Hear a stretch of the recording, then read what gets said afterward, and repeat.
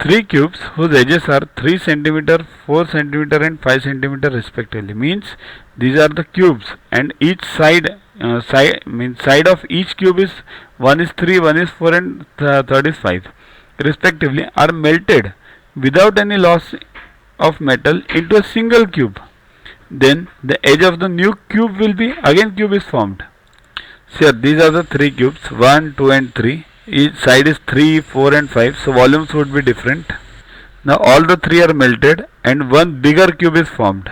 So first find the volumes of 3 cubes. 3 cube plus 4 cube plus 5 cube. S cube, volume of cube is what? Side cube. So 27 plus 64 plus 125, that is 216. Now this is the volume of the new bigger cube.